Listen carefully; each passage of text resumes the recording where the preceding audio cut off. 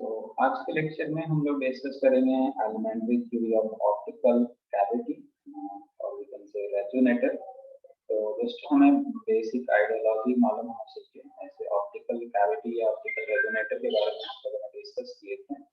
Basically it is the main component of laser basic action, जिसमें main component है हमने पढ़े थे optical cavity, active medium and pumping strip. Pumping strip को हमने बहुत डिस्कस कर लिए डिटेल में।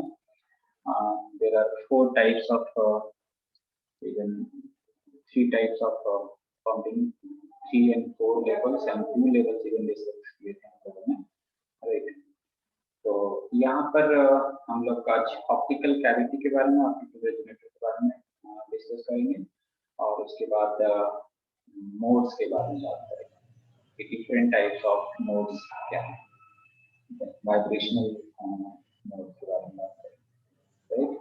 सो कई सारे इंफॉर्मेशन इसमें है जो कि आपको पहले से नोन है।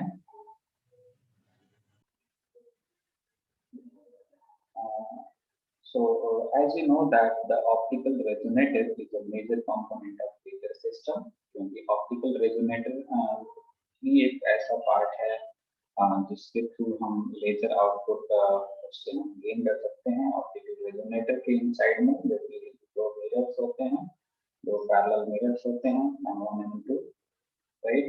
और ये मान लो M1 मिरर है, ये M2 मिरर है, राइट। और ये एक्टिव मिरर, एक्टिव मीडियम यहाँ पर हमने प्लेस किया जिसके इनसाइड में हम सब्सटेंस के यहाँ पर एक्टिव मीडियम प्लेस कर देते हैं, राइट। और उसको हम पंपिंग प्रोवाइड करते हैं, यानी कि एनर्जी सोर्स प्रोवाइड करते हैं सो दैट कि एक्टिव मीडियम एक्साइट होकर के डीएक्साइट होगा और हमें लाइट लेजर लाइट प्रोवाइड करेगा, राइट। तो ये सारा कुछ डिटेल हमने प्रीवियस लेक्चर में आपसे डिस्कस कर रखा है। तो ये आपको ध्यान रखना है कि जो हम अभी आप टॉपिक पढ़ रहे हैं ऑप्टिकल कैविटी और रेजोनेटर से, वो बहुत ही मेजर पार्ट है। अगर ये नहीं हो, ऑप्टिकल रेजोनेटर नहीं हो, तो लाइट का हम जो एम्प्लीफिकेशन की बात करें, लाइट एम्प्लीफिकेशन का या स्टिमुलेटेड इमिशन ऑफ रेडिएशन, वो पॉसिबल नहीं हो सकता है। तो इसमें आप देख सकते हैं कि basically needed to build up light energy in a beam। देखिए हम लोगों ने बॉलर किए थे, तो मैं बोला था कि रेज में और बीम में डिफरेंस आप लोग पता कर दीजिएगा और आपको मालूम भी होता है कि एक सिंगल जो कंपोनेंट होता है उसका लाइट का, उसको हम रेज कहते हैं। अगर रेज को हम मर्ज कर दें, यानी कि बहुत सारी रेज को अगर पैकेट ऑफ या बंच ऑफ रेज को हम कह सकते हैं बीम ऑफ लाइट, राइट। तो उस बीम को जनरेट करने के लिए this optical resonator is required. And what is the components of this optical resonator? Consist of pair of mirrors facing each other। दो उसमें mirrors होते हैं, आप previous एक बार चेक आउट कर सकते हैं प्रोपर डायग्राम के लिए। मिरर M1 and M2 ये 100% रिफ्लेक्टिंग होता है, M2 पार्शियली रिफ्लेक्टिंग होता है, यानी सेमी ट्रांसपेरेंट होता है, right. And an active medium that is placed in between the mirrors। दो mirrors के बीच में हमने active medium को वहां पर प्लेस कर। The mirrors provide an optical feedback। Feedback का है कि जो आउटपुट आ रहा है, यहाँ पर आउटपुट आ रहा है, इसको हम वापस फिर से हम इनपुट में दे दे रहे हैं, तो इसको हम कहते हैं फीडबैक। वापस उसको इनपुट में फीड कर दिए, प्रोवाइड कर दिए। So due to back and forth reflection of light, that is called feedback। back and forth इस कैविटी के इनसाइड में, इस मिरर के इनसाइड में जो फोटॉन्स है, जो एनर्जी है, जो लाइट है, वो बैक एंड फोर्थ मोशन करते रहता है, right. And hence act as an oscillator, एक तरह से ऑसिलेटर की तरह ये एक्ट करता है, राइट। सो द एक्टिव और गेन और laser medium in the resonator produces the amplification of light in the resonator. यहाँ पर मीडियम है, एक्टिव मीडियम है, वो बेसिकली लाइट को एम्प्लीफाई करता है रेजोनेटर के इनसाइड में, जिसको हम इसको रेजोनेटर कह रहे हैं। आप लोग ध्यान रखेंगे, इन बिटवीन डिस्कनेक्ट भी हो सकता है क्योंकि मैसेज आ चुका है 3 मिनट अनस्टेबल है, दोबारा आप लोग कनेक्ट कर लेंगे अगर कोई इशू आती है। So different types of optical resonators are distinguished by the distance between the mirrors of the resonator and their focal length। यानी कि ऑप्टिकल रेजोनेटर या कह सकते हैं ऑप्टिकल कैविटी वो एक सिंगल टाइप का नहीं होता है, मल्टीपल टाइप्स के होते हैं। दैट डिपेंड्स अपॉन द, उसको हम किस बेसिस पे डिस्टिंग्विश कर सकते हैं, डिस्टेंस बिटवीन द मिरर्स। ये दो मिरर्स में M1 M2 की बात कर रहे हैं, इसके बीच के डिस्टेंस के बेसिस पे ऑप्टिकल रेजोनेटर हम डिस्टिंग्विश कर सकते हैं या कैटेगराइज कर सकते हैं कि कौन सा किस रेजोनेटर का क्या एप्लीकेशन है, right. And therefore so the geometry of the optical resonator must be selected in such a way that the laser beam must remain stable। अब इन सब बातों को यहाँ पर समझना जरूरी है, क्योंकि बहुत ही एडवांस चीजें, बहुत ही क्वांटम थिंग्स को हम स्टडी कर रहे हैं, और हर एक टर्म का मीनिंग अगर आपको क्लियर होगा तभी आगे चीजें समझ में आएगी। जब हम लेजर वाली में जब हम उसको डिस्कस करेंगे डिफरेंट टाइप्स ऑफ लेजर का, तो वहाँ पर और अच्छे से समझ में आनी है ना। लेकिन वो चीजें तब समझ में आएगी जब ये सब आपको क्लियर होगा। Geometry of the optical resonator must be selected in such a way that the laser beam must remain stable। यानी कि इसका मीनिंग क्या हुआ कि the size of the laser beam should not grow continuously with multiple reflection in the resonator। यानी कि अगर मान लीजिए कि सिंगल फोटोन एमिट हो जाए इससे, वो सिंगल फोटोन अगर इसमें ऑसिलेशन कर रहा है, जब समझने के लिए है, ऐसा नहीं है कि वो कंटिन्यूअसली उसकी जो लेजर लाइट जो स्पॉट है वो हमने ये जो लेजर लाइट को ऑन किए तो यहाँ पर ये स्पॉट इनिशियली ऐसा दिखाया, कुछ देर के बाद ऐसा दिखा दिया, कुछ देर के बाद ऐसा दिखाया, मतलब उसकी जो एम्प्लीफिकेशन है वो इंक्रीज नहीं होना चाहिए, उसका जो साइज है वो इंक्रीज नहीं होना चाहिए, राइट। ये साइज फिक्स होना चाहिए, राइट। ये ग्रो नहीं करना चाहिए कंटिन्यूअसली ड्यूरिंग द रिफ्लेक्शन। यहाँ पर बैक एंड फोर्थ मोशन हो रहा है, उसमें ऐसा नहीं, राइट। तो जैसे कि हम लोगों ने बात की कि उसके डिफरेंट डायमेंशन के बेसिस पे हम ऑप्टिकल रेजोनेटर को कैटेगराइज कर सकते हैं डिफरेंट। तो यहाँ पर ज्यादा डिटेल में नहीं, बट जस्ट फॉर नॉलेज यहाँ पर बहुत ही ब्रीफली मैं इसको कंपाइल कर रखा हूँ, और इससे जस्ट आपको समझ लेना है कि कितने टाइप्स के ऑप्टिकल रेजोनेटर हैं, ऑप्टिकल कैविटीज हैं, राइट, जिसके इनसाइड में लाइट एम्पलीफाई होता है। So on the basis of that length of the optical resonator, or you can say the distance between the two mirrors, the optical resonator are categorized in 5 categories। देखिए, our first one is plane parallel cavity, and the radii of curvature of mirrors, that is R1 equal to R2 is equal to infinite।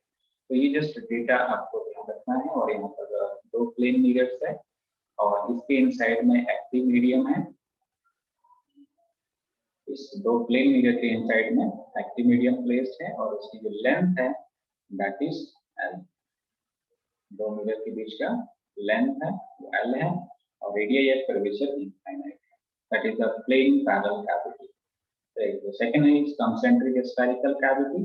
यहाँ पर spherical mirror आप देख सकते हैं, और उसका जो साइज है radius curvature R1 equal to R2 is equal to L/2, और M1 और M2 is equal to L है, यानी M1 से M2 के बीच का जो डिस्टेंस है that is capital L, right. इस तरह से उसमें light back and forth motion करता है। इसमें डिफरेंट टाइप्स ऑफ जो ऑप्टिकल रेजोनेटर रिप्रेजेंट है वहाँ पर हम देख सकते हैं। And third one is confocal cavity. Confocal cavity that means कि उसमें कह सकते हैं कि जो रेडियस ऑफ कर्वेचर है that is equivalent to the distance of third one. यहाँ पर ये मेंशन है 1 2 3 4 5 ये 5 टाइप है, और इसमें डेटा दे रखा है, इवन डायग्राम में भी दे रखे हैं, राइट। तो इसको जस्ट आप एग्जामिनेशन पॉइंट ऑफ व्यू से इसको इस तरह से रिप्रेजेंट कर सकते हैं, राइट। इवन हम लोग इसमें और भी डिटेल में डिस्कस कर सकते हैं। अगर आप लोग को इंटरेस्ट होगा कुछ एक्स्ट्रा पढ़ने का, तो गूगल क्लासरूम पे इसका कॉपी अवेलेबल होगा, बुक्स वगैरह का, तो उसको भी आप रीड आउट कर सकते हैं, इवन आप लोग के पास बुक्स वगैरह है, राइट। तो fourth one is hemispherical cavity. Hemispherical cavity की R1 is equal to L and R2 is equal to infinite, that is the fourth, right। R1 is equal to L है और R2 is equal to infinite, और M1 और M2 के बीच के distance है वो capital L। Fifth one is concave convex cavity. When convex concave cavity में आप चेक कर सकते हैं. So last one था that is the concave convex cavity. तो यहाँ पर देख सकते हैं अलग अलग टाइप्स के मिरर्स है. कन्वेक्स और कंकेव बनाने के बताने की जरूरत है नहीं, राइट. ये देख सकते हैं, ये this is the convex mirror and this one is concave mirror, right. Internally जिसमें डेप्थ होता है that is the concave, और जहाँ पर सेंटर में हाइट होती है उसको हम कह सकते हैं convex, right. तो इसके जो पैरामीटर है radial curvature R1 is equal to L है and R2 is equal to L minus R1. तो ये जो मैन्युफैक्चरिंग होती है लेजर की, सोर्स ऑफ लाइट की, तो उस टाइम ये सारा कुछ रिक्वायरमेंट इस तरह से होता है. तो ये सारा कुछ इंफॉर्मेशन हम इसीलिए पढ़ रहे हैं कि इन फ्यूचर इसको हम यूटिलाइज कर सकते हैं अगर ऐसे कुछ अपॉर्चुनिटी मिलती है तो, राइट. ऐसा नहीं है कि इन सब का कोई हमारा लाइफ में प्रैक्टिकल एप्लीकेशंस नहीं है.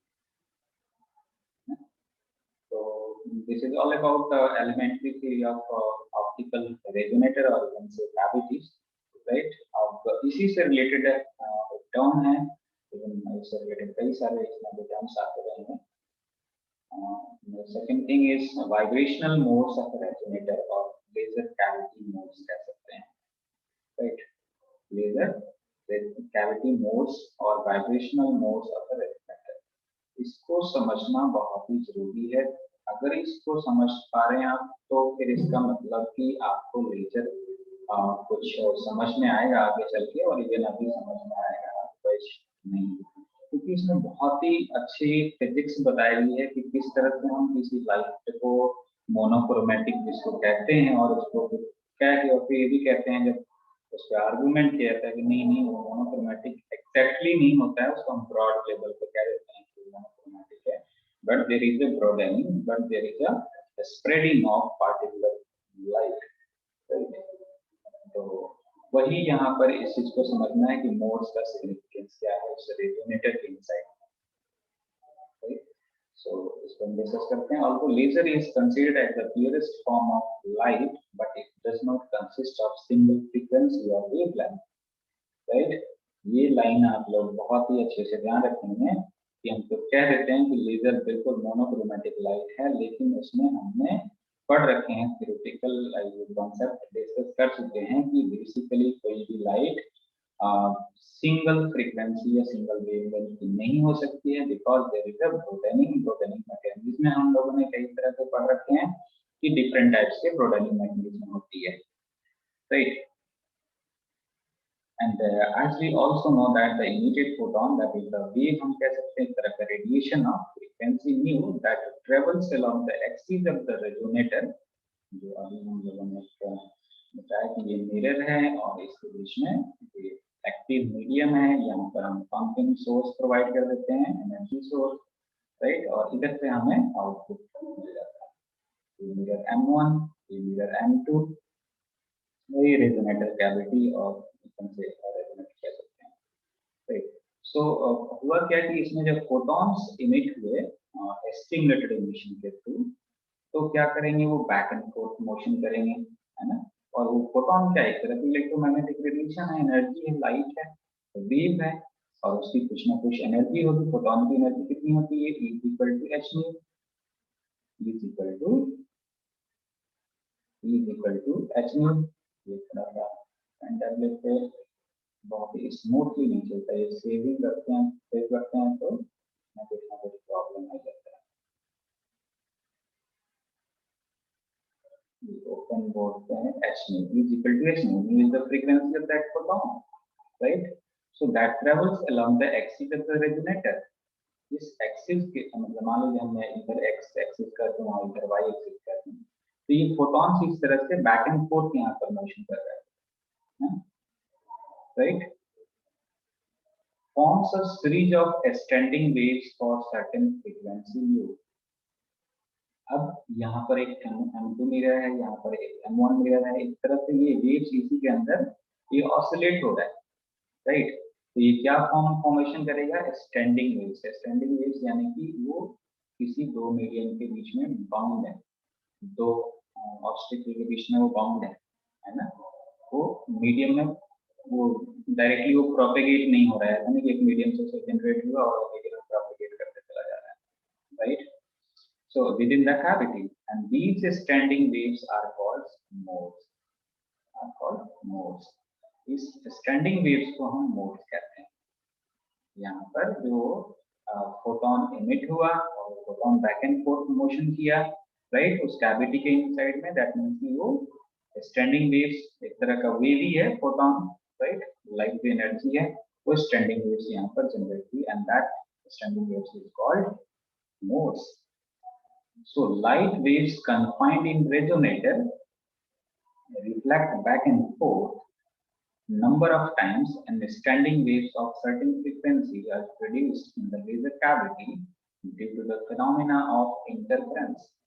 अब इस पे मैं फोकस करता हूँ कि अब आप लोग के माइंड में ऐसा एक क्वेश्चन जनरेट होना चाहिए कि सर आप बात करे जा रहे हो प्रीवियस 10 to 12 लेक्चर से कि लाइट एम्पलीफाई हो जा रहा है किसी मीडियम में प्रोपेगेट होकर के, है ना, उसको हमने एनर्जी दिया, उस मीडियम को, एक्टिव मीडियम को, नॉर्मल मीडियम को नहीं, किसी भी मीडियम को हम लेकर के किसी भी सब्सटेंस से लेजर बना दी, there is a particular substance design for amplification of light, right. तो उस पार्टिकुलर सब्सटेंस के इनसाइड में ऐसी क्या फिनोमेना हो रहा है, यानी कि हम जो कह रहे हैं कि लेजर लाइट, जो मैं फर्स्ट लेक्चर में डिस्कस किए थे कि लेजर लाइट हाईली इंटेंस होती है, इंटेंसिटी इसकी बहुत ज्यादा होती है, कोहेरेंट होता है, मोनोक्रोमेटिक होता है। मोनोक्रोमेटिक को हमने बॉर्डर कर लिया, कोहेरेंस भी हमने प्रीवियस सेमेस्टर में बहुत बॉर्डर कर लिए, राइट। इंटेंसिटी की बात करते हैं तो इंटेंसिटी इंक्रीज कैसे हो जा रही है, तो इंटेंसिटी इंक्रीज हो रही है इंटरफेरेंस फिनोमेना की वजह से। अब इंटरफेरेंस फिनोमेना क्या है कि इंटरफेरेंस फिनोमेना दो तरह का होता है, यानी कि basically it is the redistribution of energy. Interference को अगर आप वन सेंटेंस में डिफाइन करेंगे, basically it is the redistribution energy. अगर दो वेव्स किसी मीडियम में प्रोपेगेट कर रहे हैं, टू और मोर देन वेव्स, उनकी फ्रीक्वेंसी वेवलेंथ अगर सेम है, राइट, वो सेम नेचर के हैं, कोहेरेंट है, तो क्या करेंगे, एक पार्टिकुलर पॉइंट पे वो इंटरफियर कर जाएंगे, यानी कि वो सुपर इम्पोज कर जाएंगे, राइट, सुपर इम्पोज करेंगे। सुपर इम्पोज करने के मतलब कि उनकी जो एम्पलीट्यूड थी इंडिविजुअल वो सम अप हो जाएगा। सुपरपोजिशन प्रिंसिपल हमने पढ़ा था, y = y1 + y2, यानी अगर किसी वेव की amplitude inside the resonator cavity increase हो रही है, इसका मतलब इंटेंसिटी तो वाकई इंक्रीज होगी, है ना। Intensity is directly proportional to square of the amplitude, उस एम्पलीट्यूड के स्क्वायर के डायरेक्टली प्रोपोर्शनल होता है। तो ये चीज आप ध्यान रखेंगे कि जो स्टैंडिंग वेव्स है वो उसकी पार्टिकुलर कोई ना कोई फ्रीक्वेंसी है, और वो कैविटी के इनसाइड में इंटरफेरेंस फिनोमेना के थ्रू उसकी एम्पलीट्यूड इंक्रीज हो रही है। एम्पलीट्यूड इंक्रीज होने की वजह से क्या हो रहा है, इंटेंसिटी इंक्रीज हो रहा है, right. So standing waves of different frequency that are known as resonator or cavity modes, ये सेम ही है, रेजोनेटर भी बोल सकते हैं, कैविटी बोल सकते हैं। तो डिफरेंट फ्रीक्वेंसी का जो स्टैंडिंग वेव्स है ना, उसको हम कह सकते हैं कैविटी मोड। तो इसमें से आप आइदर ये बता दें मोड्स का डेफिनेशन, या फिर नहीं बता दें। इसमें मैं दोनों लिखता हूं सो दैट द इंटरफेरेंस को यहां पर मैं फॉलो करता हूं। तो अभी जो मोड्स है वो सिंगल मोड्स नहीं है, इसको भी हम कैटेगराइज कर सकते हैं on the basis of physical dimension of the cavity. अभी जैसे कि हम लोगों ने ऑप्टिकल रेजोनेटर या ऑप्टिकल कैविटी को 5 टाइप्स में कैटेगराइज किए थे, उसकी ज्योमेट्री के बेसिस पे, उसके फोकल लेंथ के बेसिस पे। उसी तरह से ये जो मोड्स है, मोड्स क्या है, दैट मींस कि different standing waves of different frequencies inside the resonator, inside the cavity, right? And that is of two types on the basis of their physical dimension of the cavity, right? तो दो कौन से types है, first one is longitudinal modes and second one is transform modes. तो यहाँ पर हम लोग अभी डिस्कस करेंगे लॉन्गिट्यूडनल मोड्स के बारे में। नेक्स्ट लेक्चर में, इवन नेक्स्ट लेक्चर में अभी लॉन्गिट्यूडनल मोड्स के बारे में बताना है। यहाँ पर जस्ट मैं इंट्रोड्यूस कर देता हूँ लॉन्गिट्यूडनल मोड्स क्या होता है, और इसमें हम फंडामेंटल मोड्स कैलकुलेट करेंगे लॉन्गिट्यूडनल का, और फिर उसके नेक्स्ट लेक्चर में ट्रांसफॉर्म मोड्स की बात करेंगे। इन्हीं सारे टॉपिक से रिलेटेड होगा जो सेक्शन बी का जो सिलेबस है, हम कह सकते हैं की स्विचिंग और मोड लॉकिंग, दो टर्म है तो इससे रिलेटेड है। तो इसको हम सेक्शन ए में ही डिस्कस करेंगे सो दैट कि आपको सीक्वेंस में समझ में आ जाएगा। उसके बाद हम लोग सेक्शन बी स्टार्ट करेंगे वेरियस टाइप्स ऑफ लेजर।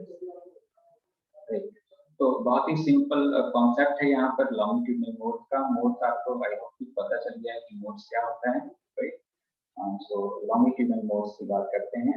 तो आपको मालूम है कि हम कहते हैं बात है कि लाइट का जो नेचर होता है, अगर आपको पूछे कि what is the nature of light, तो nature of light is transverse nature. तो उससे आप कंफ्यूज नहीं होंगे कि यहाँ पर हम मोड्स को लॉन्गिट्यूडिनल मोड्स में और ट्रांसवर्स मोड्स में बात करते हैं, है ना। तो यहाँ पर जस्ट उस रेजोनेटर के एक्सिस के बेसिस पे यहाँ पर मोड्स को डिफाइन किया जा रहा है कि किस डायरेक्शन में उसमें वेव्स को ऑब्जर्व कर रहे हैं, आइदर ट्रांसवर्स डायरेक्शन में या लॉन्गिट्यूडिनल डायरेक्शन में। लॉन्गिट्यूडिनल का मतलब है कि अगर आप एक्स एक्सिस में यानी कि डायरेक्शन ऑफ प्रोपेगेशन की बात करें और तो उस लॉन्गिट्यूडिनल कह सकते हैं, और डायरेक्शन ऑफ प्रोपेगेशन के परपेंडिकुलर को जो बात करें तो उसको हम ट्रांसवर्स कह सकते हैं, राइट। तो लॉन्गिट्यूडिनल मोड्स को हम एक्सियल मोड्स भी कहते हैं, तो इसको हम बात करते हैं। So it differ in frequency from each other and governed by the axial dimension of the optical resonator। एक तो इसको हम ये कह सकते हैं कि एक्सियल डायमेंशन, एक्सियल यानी कि इस एक्सिस में हम एक्स एक्सिस की बात कर सकते हैं, एक्सियल डायमेंशन से ऑप्टिकल रेजोनेटर के एक्सियल डायमेंशन से ये एडजस्ट होता है, राइट। और इसके मोड्स में जो फ्रीक्वेंसी जो होते हैं वो डिफरेंट होते हैं, कि इसको हम लॉन्गिट्यूडिनल मोड्स को फ्रीक्वेंसी के बेसिस पे हम उसको एक दूसरे से हम उसको डिफरेंशिएट कर सकते हैं, डिफर होते हैं। जैसे कह सकते हैं कि आपने पढ़ सकते हैं +1 टर्म्स ऑर्गन लाइट, है ना। वहाँ भी हम स्टैंडिंग वेव्स की बात कर रखे हैं कि और उसका हम फंडामेंटल फ्रीक्वेंसी की बात कर रखे हैं और नोड्स की बात कर रखे हैं, नोड्स एंटी नोड्स की बात कर रखे हैं, राइट। तो उन सब कॉन्सेप्ट को यहाँ पर आप ऑब्जर्व कर सकते हैं कि क्या उसी तरह की हम कॉन्सेप्ट को यहाँ पर स्टडी कर रहे हैं, बिल्कुल उसी तरह के कॉन्सेप्ट को स्टडी कर रहे हैं, राइट। तो बिल्कुल सेम चीज हम वहाँ पर ये यहाँ पर भी कैलकुलेट करेंगे, जो क्लास में पढ़ रखे हैं उसको एक बार गो थ्रू हो सकते हैं वहाँ से कि फ्रीक्वेंसी जो फंडामेंटल जो फ्रीक्वेंसी वहाँ पर कैलकुलेट किए तो इसमें हम कैलकुलेट करेंगे। So a longitudinal modes occur every time a standing wave is formed in the cavity। मालूम है कि इसमें स्टैंडिंग वेव फॉर्मेशन हो रही है, स्टैंडिंग वेव्स को हम मोड्स कह रहे हैं, राइट। स्टैंडिंग वेव्स किस तरह से जनरेट हो रही है, फोटोन जो इमिट हुआ इसमें, फोटोन जो इमिट हो रहा है वो यहाँ पर प्रोपेगेट कर रहा है, बैक एंड फोर्थ मोशन कर रहा है, यहाँ पर ऑसिलेशन कर रहा है inside the cavity, right, inside the medium, right. And वो जब भी उसमें कोई भी स्टैंडिंग वेव जनरेट होगा तो हम कह सकते हैं कि उसमें longitudinal modes observe, right. So the possible standing waves in the laser cavity known as longitudinal modes of the cavity।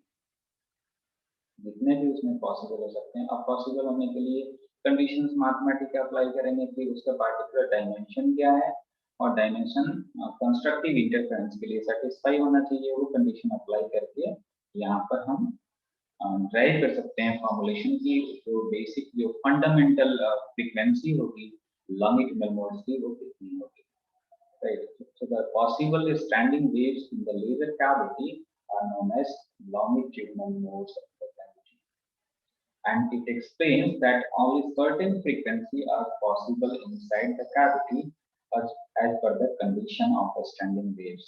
अब इसको समझिए कि ऐसा नहीं है कि हम सारे के सारे उस जो भी मोड्स इसमें जनरेट हो रहा है, first order mode, second order mode, third order या फंडामेंटल मोड, सारे के सारे हमने उसको कंसीडर कर लिए आउटपुट में, यहाँ पर जो लेजर आउटपुट आ रहा है।